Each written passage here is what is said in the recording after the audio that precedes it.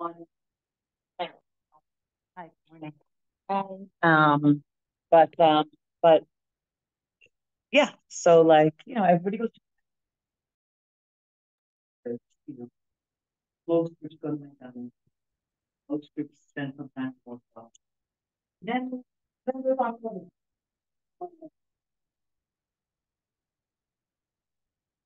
hey, what's that?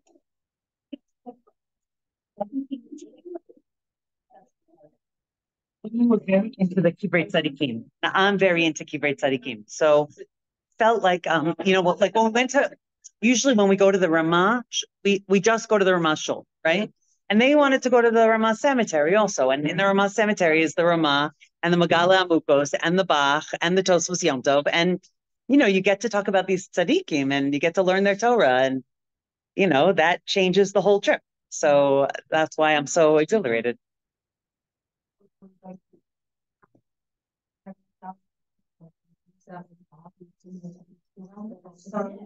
Right. Right. Right. That's the way I feel when I come to the course. I get up in that.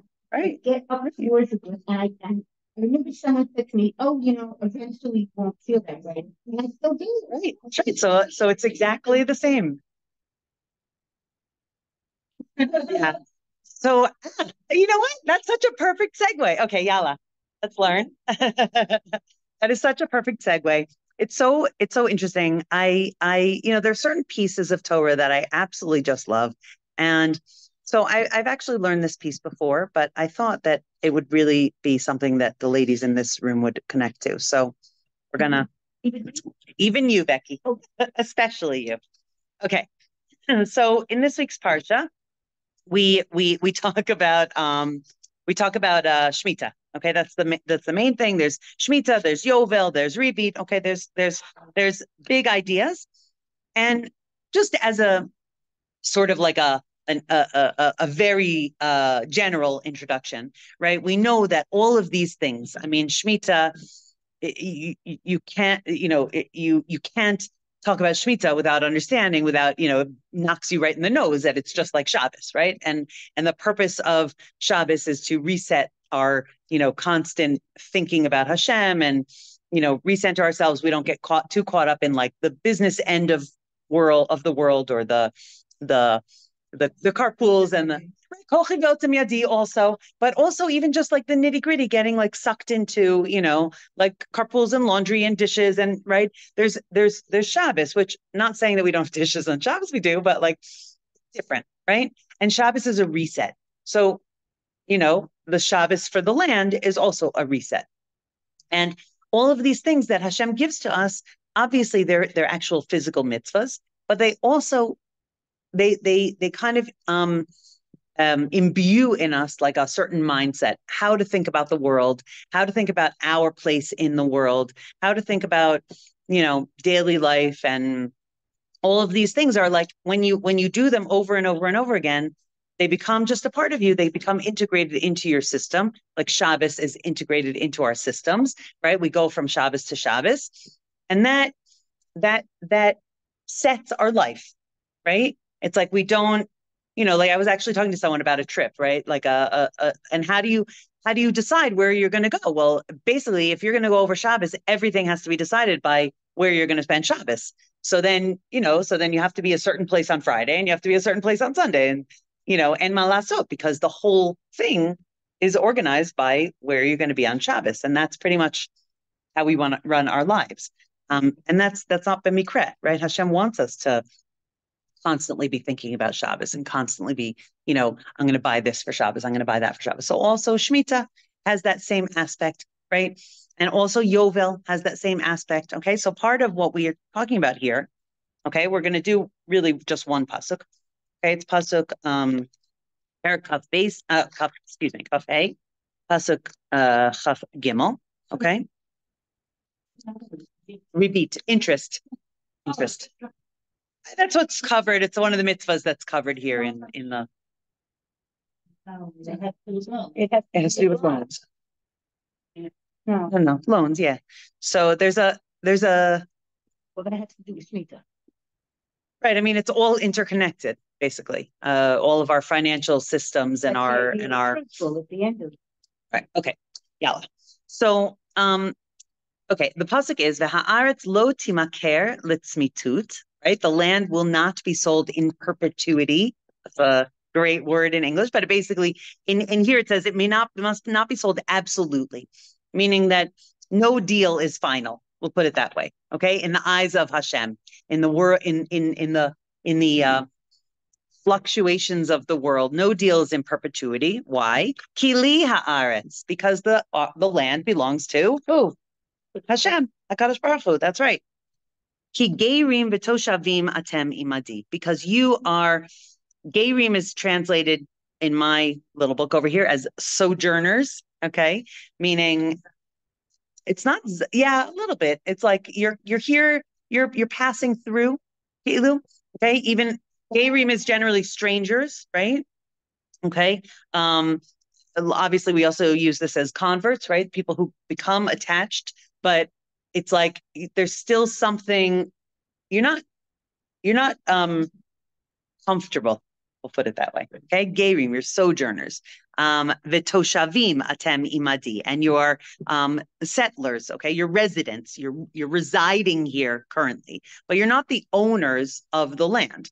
Kili haaretz. Okay, because the land really belongs to Kadosh Baruch Hu. But then it says, it's like a funny wording, right? Ki geirim v'toshavim atem imadi. You are sojourners and settlers with me. You're my guests here. That's exactly right. Okay. I give you the land to live on, to use, to dwell in. Okay. But just know always in the back of your minds that really it's mine. And I give you the permission to live here.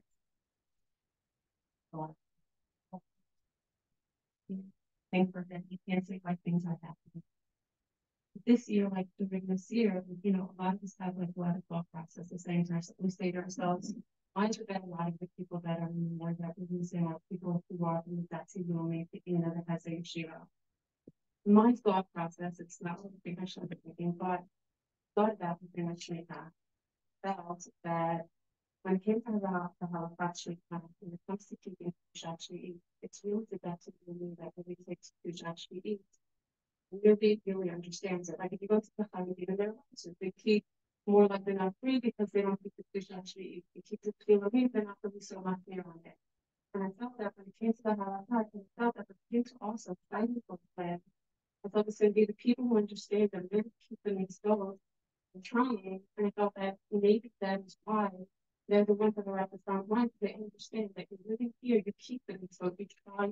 They're not judging, it's not a judgment thing, but it was my thought.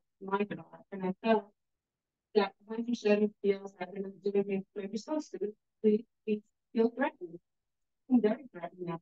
But I think that we need to like open our eyes and say, what is it that we're not doing and keeping it trying to be there? That's just my thought. So I'm just saying, when it comes to Shemitah, that was one of the mitzvot that really spoke to me, and I thought about, really reflected, how do we really show? Like for me also, I know when I have over with the kids, it's hard because your kids throw things on the floor. I'm speaking more like, right. Intimacy, because they didn't want to have to do that. Right. And then instead of Shosuna, I trust myself and try whatever it is, but we take that inside, it's so important, and we don't really embrace it. Yeah, it's true. It is a very hard mitzvah, truthfully. I mean, I remember the first year that we were here, or the second year that we were here was actually, no, the first year that we were here was a Shemitah year, 2013. Like Tishrei 2013 became a Shemitah year, right? And we were new Olim. We came in Tammuz, right? And Av, we came to Ba'av. That was our Aliyah. So then we had like, a month later, it was already Shemitah, and we were like so excited. Sure. I was like, so, I mean, it's everybody else's. It was like so exciting because you get to keep this mitzvah. And then, a couple of weeks later, we were like, this is really hard. It's really, really hard. I hear what you're saying. It's very painful. Very, very painful. It is true that the numbers of Dati Lumi fallen are very high. Yeah. I have to tell you, I was in Auschwitz, and they I was looking at in last week's parsha, it says like Benit Kadashti Betocham, right? Like and love Davka, not love Davka, Davka that day. It was Tuesday. It was Yom HaAtzmaut. I was in Auschwitz, and I read that in the Aliyah. You know, I try to keep up with the Aliyahs, and I read the parsha according to the Aliyahs each day, and that was in that day's Aliyah. And I was thinking to myself, like, so many people were killed al Kiddush Hashem here, and it was like, and it happened to be that in that place, the rove of the people that were killed there were religious. It like, you know, that was the world that was sent by that time. That was the world that was sent to Auschwitz. Like the majority were religious, and they're, I mean, everybody's death in the Shoah and everybody's death in this war, it doesn't matter how they lived their life. They're being killed as Jews. They're saying, you know, it's al Kiddush Hashem. It's all Kiddush. They're all Kedoshim. But it happened to be that I thought like you did, like, I don't know, you know, you look at Rabbi Akiva, who said it, you know, it was great merit to be killed al Kiddush Hashem. We don't understand what that means. It's not, you know, it doesn't sit in our heads or in our hearts in the way that I guess it sits in Hashem's heart, you know, kaviyachol. Or Rabbi Akiva's heart. Yeah. All right. Maybe this will help though, Indy. Okay. All right. So we'll do the Degamach Ephraim first. It's just a nice piece. Okay. Ki gerim v'toshavim atem imadi. Yesh lahavin, right? That you're, you know, residents and passers through with me. Yesh lahavin bazeh b'derech remez lahavin zeh. Okay, there's like a cute hinting thing in here. Al pi sheshamati mi chacham echad. He says, I learned from one, you know, chacham. Al pasuk ger anochi be'eretz al taster mimeni mitzvotecha. That it says in Tehillim, right? I am a stranger in this land, and don't hide from me your mitzvahs. Ki yadua min echut teva haolam, ki mi shehu ger en lo imi ledabek v'lekarev atzmo u'lesaper lo kol me'urosav v'kol libo. That if you look in like the world, right? When you're like, I was just traveling in Poland, right? So, and even though I was traveling with Jews, right? I didn't know any of them. I didn't know a single person that I was on that I never know, but almost never do I know someone that I'm on the bus with, and I meet them, and I, you know, Baruch Hashem gives me a way, like we bond very quickly, and then, you know, and then we're family, okay? But at first, you don't know anybody, right? So the way is that, like, when you don't know anybody, you feel like, you know, I don't have anyone to connect to. I don't have anyone to tell, like, you know, oh, the funniest thing just happened, right? Like, who are you going to tell that to when you don't know anybody, right? So, like, before I got on the bus, let's say I landed in Poland, right? And I couldn't find what carousel my luggage had arrived on. And I didn't even see, like, you know, I was kind of like looking from people that were on my plane. I mean, it was a plane from Israel to Krakow, right? So there were a lot of Jews on it. And I was like looking for someone, and he told him there were like 5 other planes that landed at the same time. It took us forever to get through customs. I couldn't find anyone. So it was like, you know, here I was alone, and I had no one to be like, do you have it? Do you know which baggage carousel our luggage is on? You know, there was no connection to anyone, right? You feel alone. You feel like a stranger. Yeah. She'en lo chaver lo Yisrael v'lo goyim, right? You have no friend, not a Jew and not a non-Jew. Okay. Kisheroech chavero hager. But if you see another stranger, so like then I did see, you know, a Jewish woman, right? You see your friend who's also a stranger. Azai misaper kol echad bifnei chavero kol me'urosav. Then you say, oh, the funniest thing just happened at passport control, right? And you know that, like, even though they who knows if, I don't know, they're on one hand, he's like saying, like, you see your friend who's also a stranger, right? So if you see your friend in a foreign airport, then you run over to them and you're like, oh my gosh, can't wait. And even if they're not your friend, right? If they're just someone that you know, stam, like, right, when you run into a Jew, right, that you've met once in, you know, someone that you've seen in the Makolet, right? You go over to them, and you don't have to be such good friends. All of a sudden, you're like connected, right? Because you're both strangers in a strange place, and that makes a connection. V'yadua HaKadosh Baruch Hu kamo ger ba'olam hazeh. right? Isn't it so beautiful? Hashem is like a stranger in this world. She'en lo al mi lahashrot shchinat kavodo yisbarach. Right? He has no one, like, who does he have to rest his shchina on, right? Who does he have to run over and tell his, stories to? He's the irin inun b'chulu, okay? Like we're strangers, okay? He's like a stranger. We're strangers to him, and he has no one else, right? Vehu sheitpalel de Becky, the Rosh Tevos. Min lo degel machan Ephraim, de have de sheitpalel.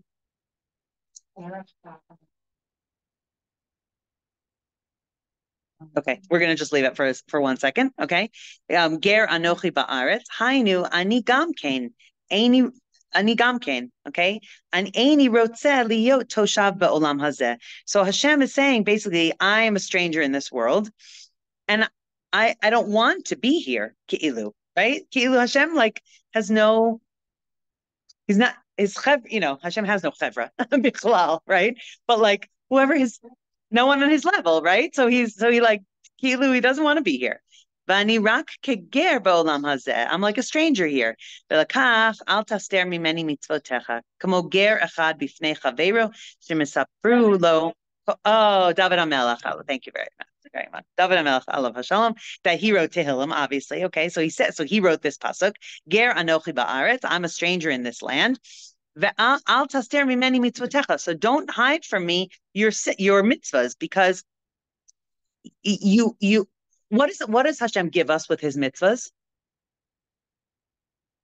What does Hashem give us with his mitzvahs? What's the shorish of the word mitzvah? We always say it's sivui, right? But in Sfarim HaKadoshim, in Pnimius of Torah, says that the root of the word mitzvah is tzavta or tzevet, which actually means like a team, like a connection. Okay, that a mitzvah is actually a way of connecting to Hashem. That Hashem gives us the mitzvahs, and it's a pathway to connection to him. That when we do the mitzvahs, we don't understand him, but it's like when you get married, right? And you don't understand your husband because he speaks a different language because he's a man, right? And then as you get to know each other, you understand when he means when I know my husband used to say, I don't mind, right?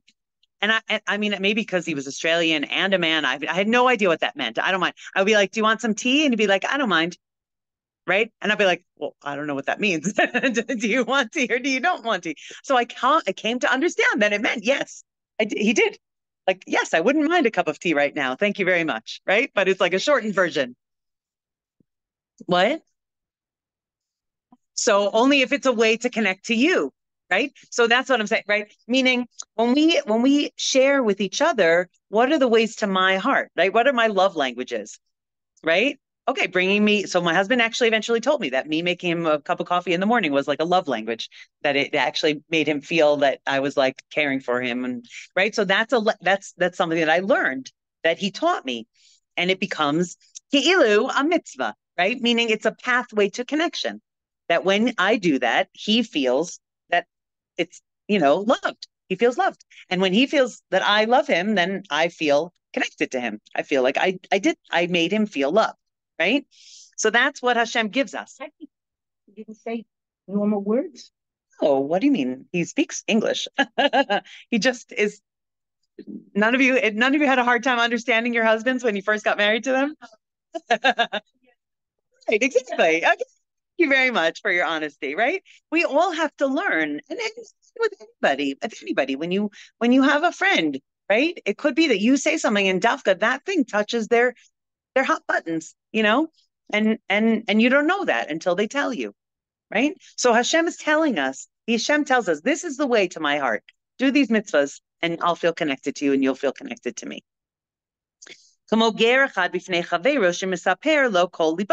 Like a stranger who sees his friend and says oh, finally, I have someone to talk to. Finally, I have someone to connect to. Finally, I can tell you what happened to me because we speak the same language.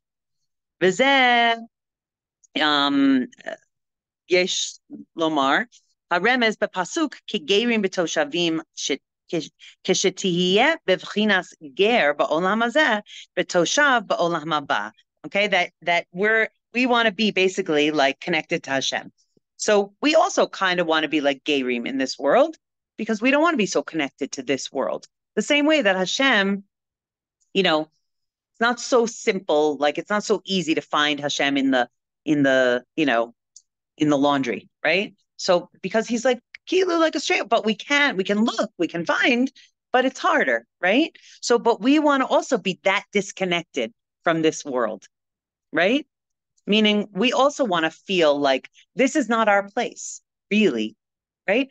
This is the world of Hester. This is a world of Helam. We see, right? We're not connected to what's going on in the world now. We don't understand it. It doesn't speak to us. It's not like, oh, wow, that's the language of my heart that, you know, that there's anti-Semitism all over the place. No, we're strangers to that. Do you understand what I mean? Right? We don't understand that. Like I saw a video, I'm sure you all saw it. No. That, okay, I'm sure some of you saw it. That there's like, there's a guy who says like, you know, graduation from university. Here it's a game show, right? Did you chant from the river to the sea? You know, he says like, right? And the girl says like, yeah. And he's like, from which river to which sea? And she's like, oh, I don't know, right? And all these questions where those silly people who are saying things that they don't have any understanding of, right? So we don't understand. Why are you saying it if you don't understand it? Why are you joining this when it makes no sense whatsoever? Why are you approving of pedophiles and rapists and murderers? Do you have any idea of what you're actually teaming up with? Right? It's so not understandable to us, and that's a good thing that it's not understandable to us. Because if it was understandable to us, right, we would be right. Like I'm sure I told this one like that Elie Wiesel one time said. I heard this from Manis Friedman, right? Rabbi Manis Friedman. That Elie Wiesel one time. Can you pour me a glass of water? Do you mind? Thanks, please. That Elie Wiesel one time. Someone, you know, people used to say to him like, "Why did the Holocaust happen?" You know, and he'd be like, "Why are you asking me?" Like as if I have any an answer, right? And then he finally said to someone one time, "I know, but I can't tell you. I won't tell you." And he said, why won't I tell you? Because You do that every time you drink water? Of course I do. Why wouldn't I? I was sure that if you drink water all the time, you shouldn't be saying shakol. Do you know that this is the first time that I'm drinking it in the day? If you're drinking in continuation, right? You're not going to make a bracha every time you take a drink. Right. Of course I don't make a bracha with every sip. You don't think if you're drinking it to take medicine, but if you no, I don't know what thing you do. Okay, I'm in the middle of a story. So Elie Wiesel said, I could tell you, but I'm not going to tell you because if I tell you, you'll be a Nazi. What? A Nazi, right? Meaning, is there anything that a person can say that would actually justify, that would explain why 6 million plus innocent people, why 1.5 million Jewish children were murdered? Is there anything that I could be, oh, well, it's because they all had, you know, a spot right here. Oh, okay. What? If it makes sense to you, then you're, you know, you're having a mind meld with the other side. It doesn't make any sense. It makes no sense. And that's a good thing because it's hidden from us. And we don't want to feel comfortable with that, with what's happening here, right? We want to feel like gerim, like strangers to it. Okay, because Ke'ilu, obviously Hashem is in everything, right? But Ke'ilu, it's also strange to Hashem, like it doesn't connect to what we're trying to do, what Hashem's mission is in this earth, and the mission that He gave over to Am Yisrael to do here. That you know is in contradistinction to it. It opposes what we're trying to do here. No, I just read Hashem is a story that Rabbi Jacobson told that kid in camp that years and years ago and he was sitting next to him at a kumsitz or something, and this kid was forced to have lost his mother when he was 11 years old. And he asked Rabbi Jacobson, why did I become an orphan at 11 years old? And he said to him, I don't know. I don't know. And I just sat there and cried with him, and he turned the kid's life around because everybody else tried to rationalize for him why, it might have happened, and a Gilgul, and a this, and a that. And he was the first one who said to him, I don't know the answer. And he said it was the first one who gave an honest answer and that he was able to turn him around. Wow, beautiful, beautiful. So that's the whole point, right? That's exactly this, right? If we understood, then we would be too comfortable, right? Who just said, oh, the Rebbe. So I was watching this. It's so funny. I watched this video last year, and then I listened to a shiur that I gave last year, and now it brought it back up in my mind. The Rebbe, there's a video of the Rebbe where he basically says, I don't understand why Mashiach hasn't come yet. I don't understand. There's so many Kedoshim in the world. There's so many Jews that have been, doing Torah and mitzvahs for so long and who have died, been killed al Kiddush Hashem. And the Rebbe actually starts crying. And he says, that it's so uncomfortable. And Hashem, I guess, wants us to be uncomfortable, because if we were comfortable, then we wouldn't cry out for Mashiach with every fiber of our being. And we have to cry out for a solution and geula with every fiber of our being. So it's like more and more and more uncomfortable to prompt us to cry, That's definitely answer the question. There's no answer to the question. Victory. He said, why hasn't he come? And he said, oh, he hasn't come because we're supposed to. But we're crying out. So I don't understand. In other words, he didn't answer the question. He is not answering the question. Also, and everything that we're going through now. How many displaced persons do we have? Right. Ger, Vitosha. Right. You're absolutely right. That's what it is. I think it's forget. I think it's so comfortable. Right. It's not that Hashem's giving us that not hope and things that are hard because we don't guess, but we don't. Okay. So the next piece will be that exactly speaking to you with that. Okay, so let's just finish the last sentence. Ki gerim v'toshavim k'shetiyeh b'vchinas ger ba'olam hazeh v'toshav ba'olam haba az atem imadi. Like if we live in a place of I'm not comfortable in this world, right? It's not, things aren't the right way, then we're imadi. Then we're with him. That's going to be. That's what I think to be here. Okay. So doesn't matter who it is. It'll come back to you. The Kloisenberger Rebbe, the Ger Rebbe. Oh, Chavetz Chaim. He did very sportively. He did have right. That's so funny. And everything. And a person comes in and he says, where's your furniture? Where's yours? He says, well, where's your furniture? He says, but I'm just traveling. He said, I said, also just traveling. I'm here temporarily. Okay, but Toshav Olam Haba. I will be a resident in Olam Haba. Right, okay. Ki ani gam ken ger ba'olam hazeh kanal. Umimele al astir mikem mitzvotai kanal. Okay, I won't. And in the meantime, I'm giving you these mitzvahs so that there's windows of connection within this very confusing world. Okay.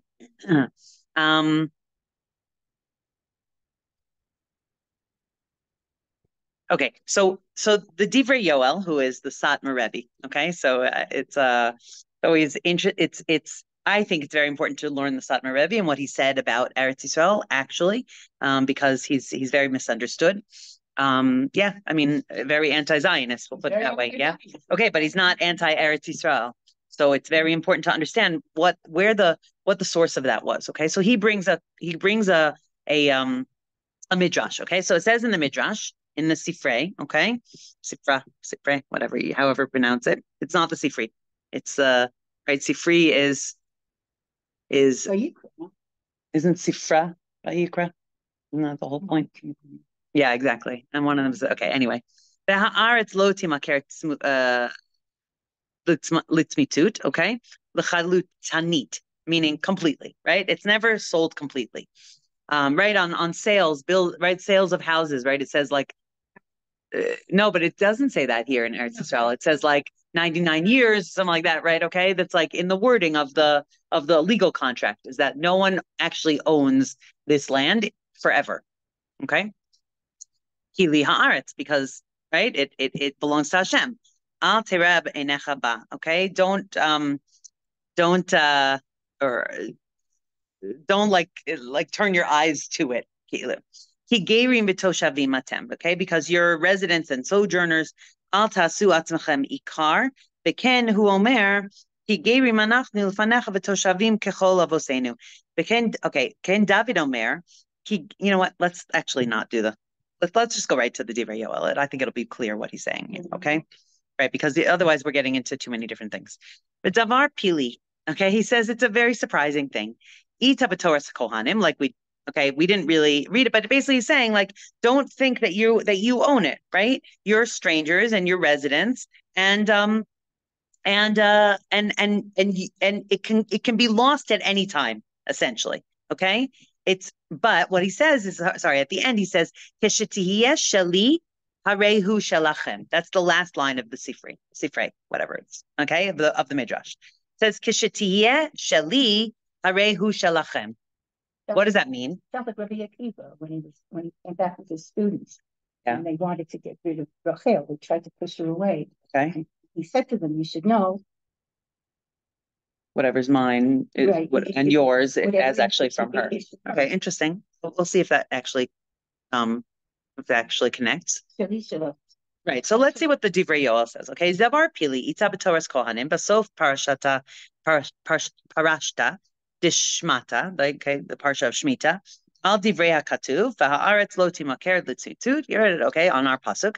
But Darash b'Toras Kohanim, okay, and it says in Toras Kohanim on that pasuk, Dio le'eved sheyeh b'kirabo, that it's enough for the servant to be like the master.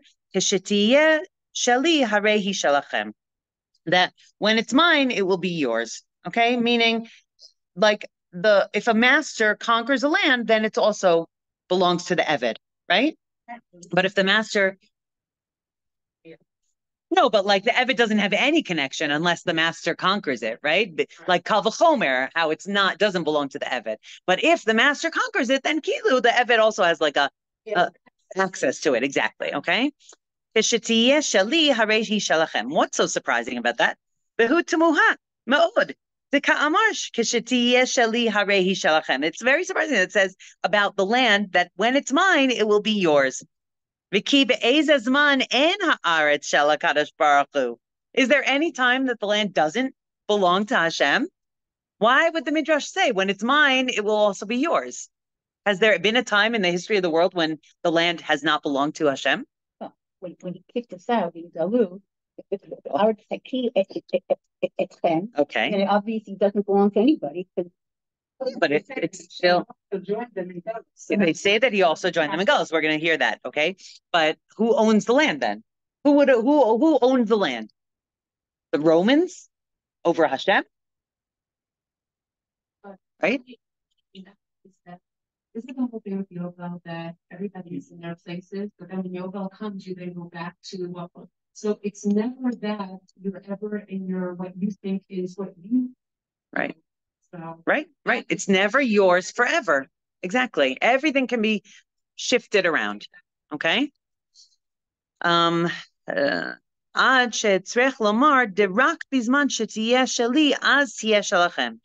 it seems like the Midrash had to say that only when it's mine, then it will be yours. Like an Eved that's with the master. Right? But Hashem owns the world at all times, right? And the world is filled with him at all times.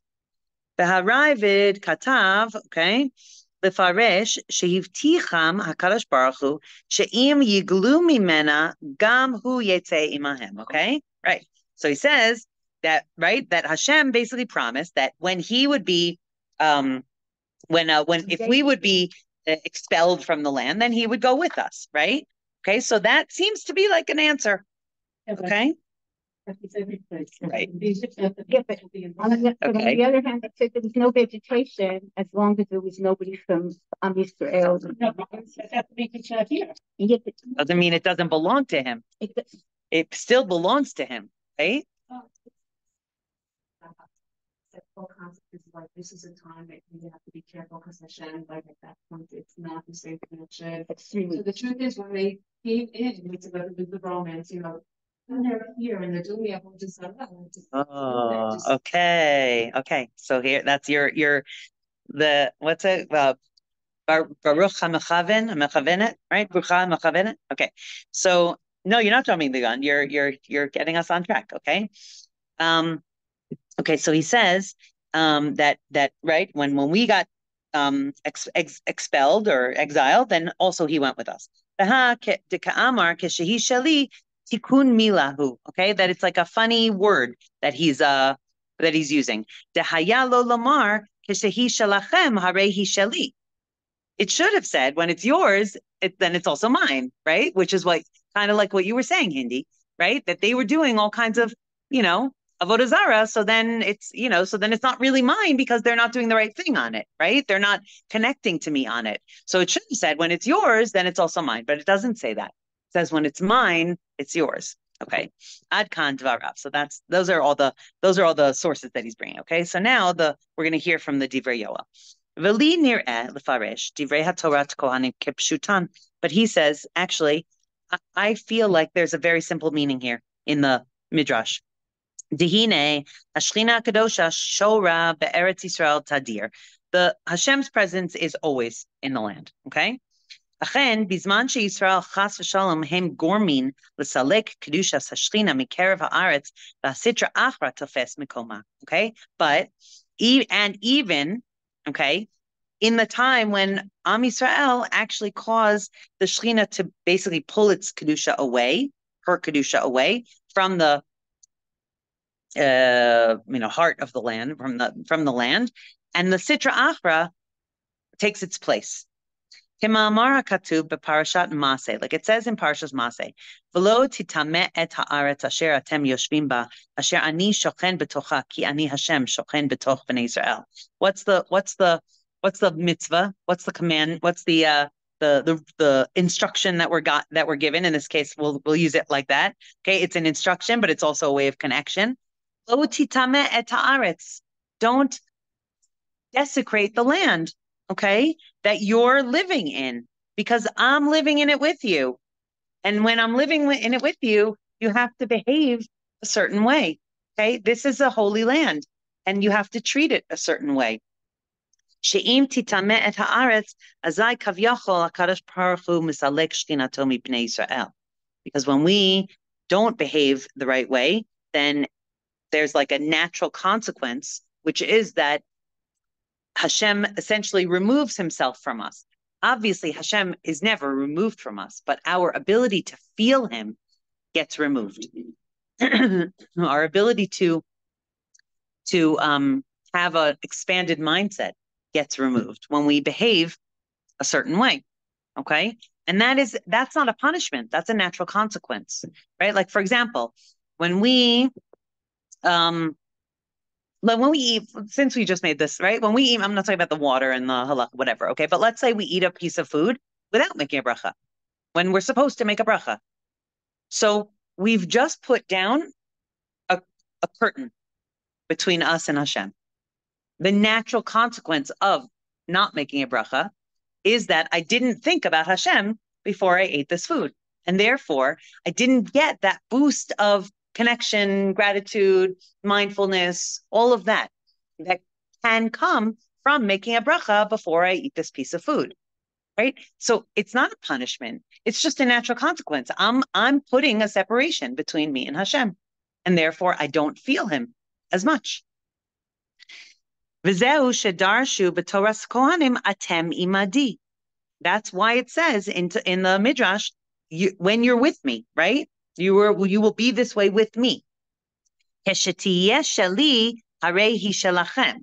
when the land is mine, then it will also be yours. Klomar, כשתהיה הארץ שלי, שיהיו מעשיכם ראויים ושכינתי תהיה שורה בארץ ישראל. Meaning, when you're with me, okay, and your deeds reflect the fact that you are with me, meaning you make a bracha over the food, you behave a certain way towards your, fellow Jew, you do Shemitah, right? When you do all of these things, when you do when you follow the path, and you're with me, as harehi shalachem, then my shechina is like it will be imbued in the land, and it will be yours. Meaning you'll be able to feel it. Tuchlu lashevet ba'eretz Yisrael v'litkayem ba. That you'll be able to sit in the land. And what does litkayem mean? We say live, right? But it doesn't really mean live. So what does it mean? It's like a stronger word than just to live. It's like to, right? It's like to, yeah, right? Like it has to perpetuity to it, like, right? That word again, like it has like a lasting, yes, that's the word, like a lasting existence. Okay, not just that you lived and then and then the next person lived, right? But rather this concept of like that we lived and then our children lived with our values, and our children lived with our values, and that's a kaima, that's a kind of a perpetual existence, right? The same way that it says that Moshe Rabbeinu didn't die, right? What does it mean that Moshe Rabbeinu doesn't die, or that Yaakov Avinu lo mate, right? Because he's alive in us.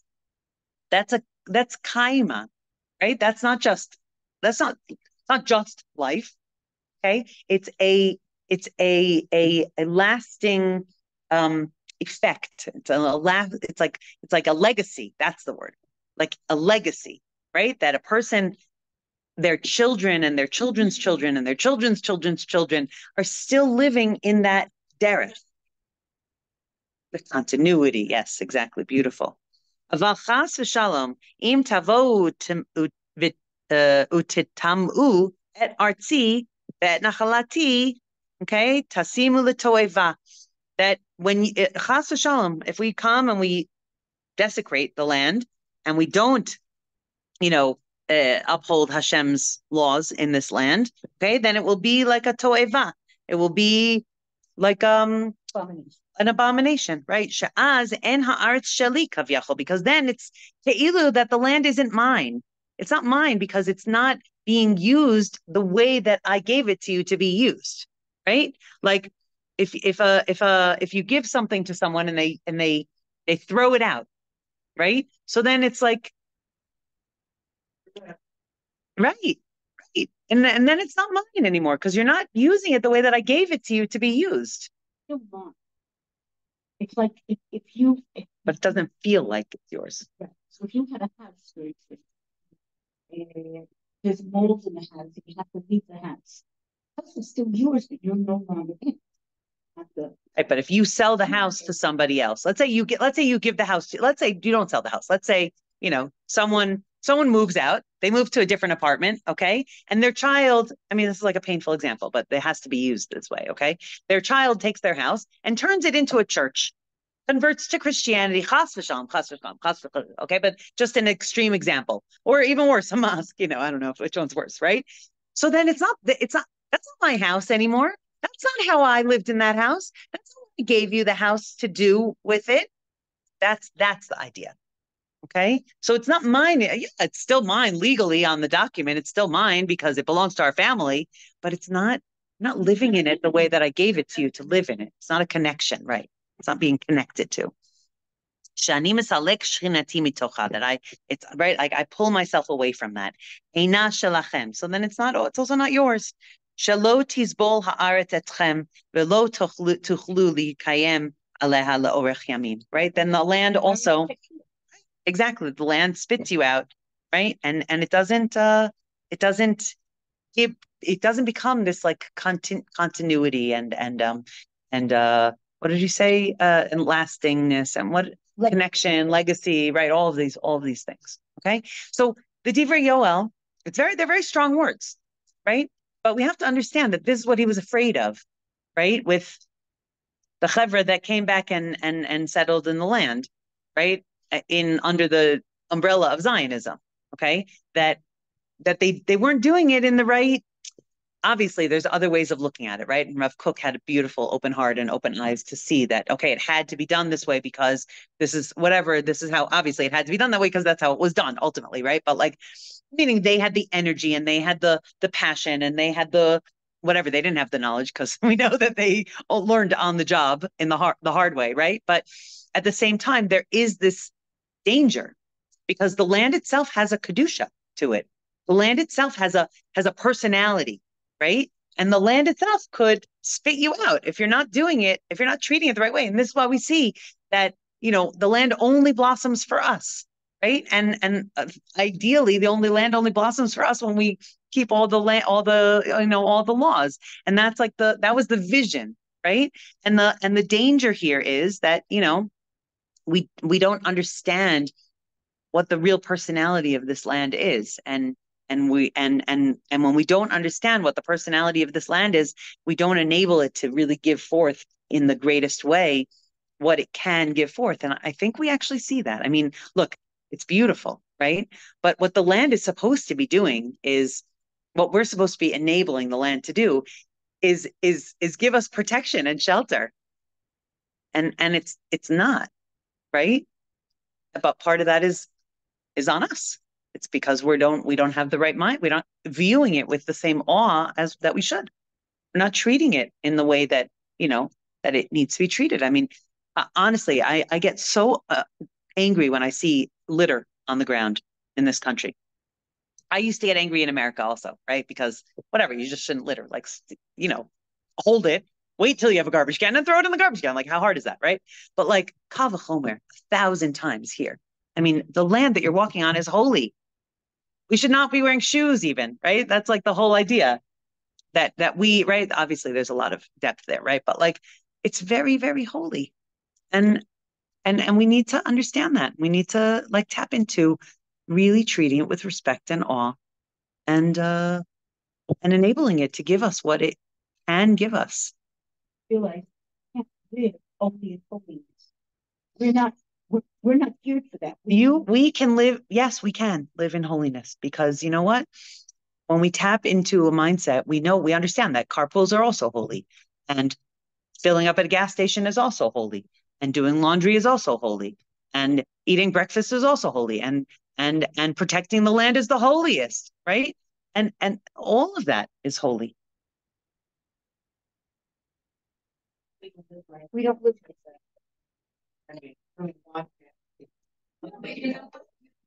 But your mindset still has to be, even if you go to a movie, you could say, it's my greatest pandemic. If you take it and look at it in a way that even with that, you can elevate what you're doing. You're not just making everything just, because otherwise, that's just slow. Everything is about. You have to try. I don't think nobody walks around this morning and says, I'm going down to the supermarket and like, oh wow. But you know what? Sat there one time, you were able to get them to be able to be, and then you can recognize things even in that. Right.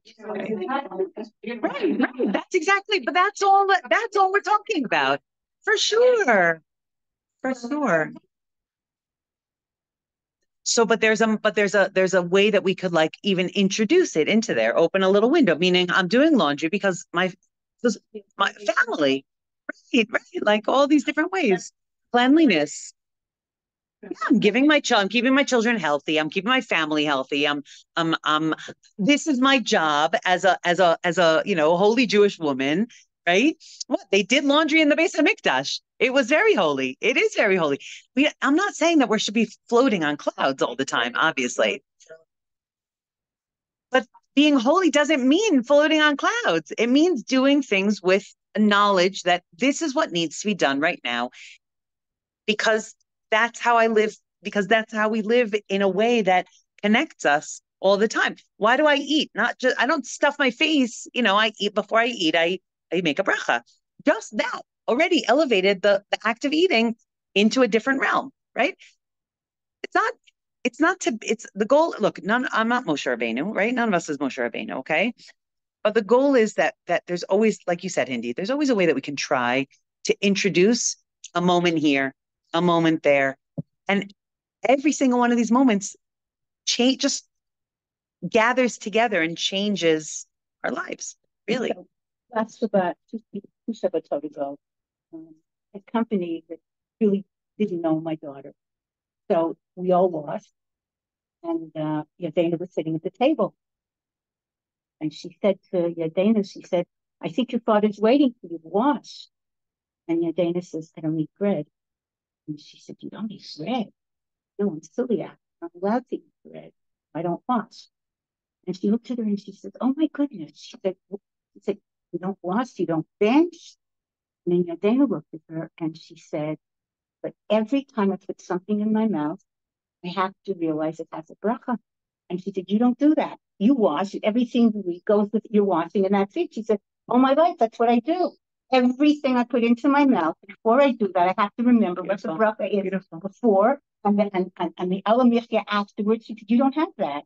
And she said, I'm always in that matzav. It's beautiful. And the lady looked at her and she said, I never thought that way before. So beautiful. Wow. Yasher koach. Thank you. Thank you for sharing it. Thank you for raising her. No, that's the idea. I mean, it's a certain level of whatever. We can all do it 1 second more, That's all we're saying. Do it, to open a window, like if it never happened during laundry, then, to enable that I don't have my head in the clouds all the time, but it is a beautiful thing to be mindful, and it helps us. You can always see her while you can Awesome. Right.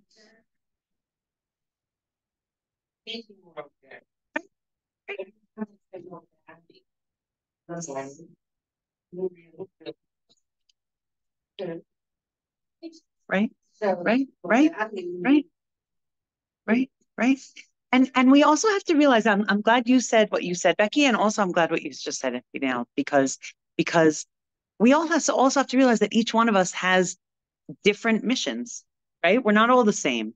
So there's a person who, for your daughter, right?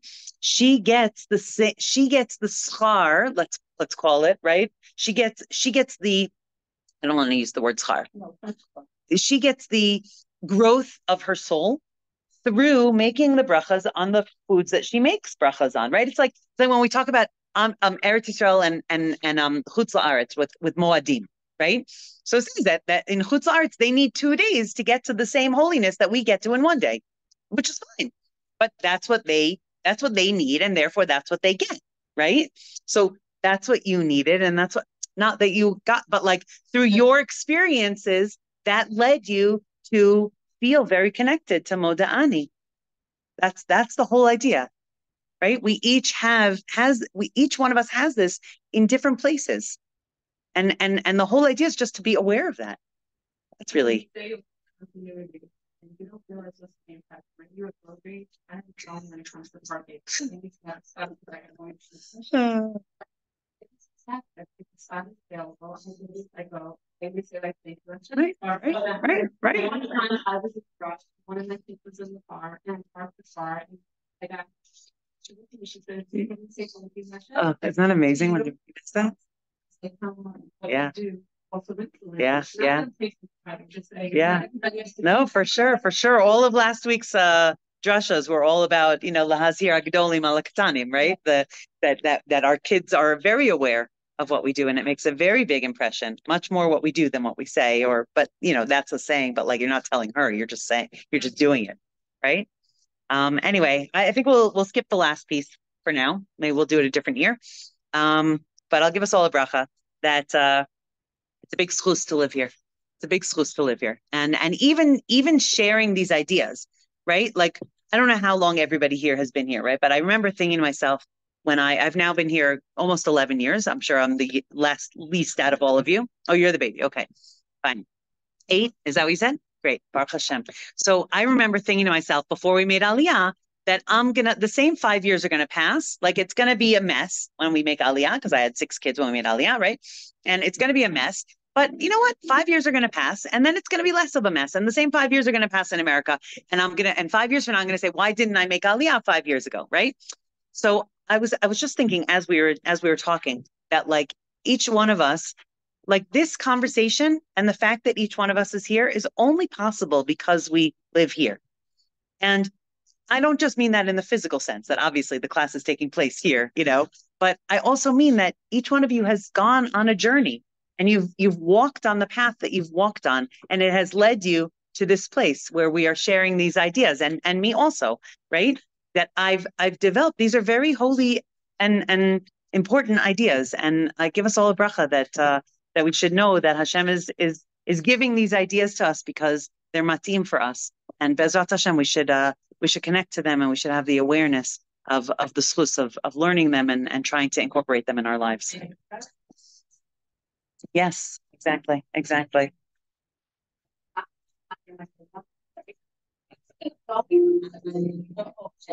it comes, you have that 2 years before you say, Thank you so much.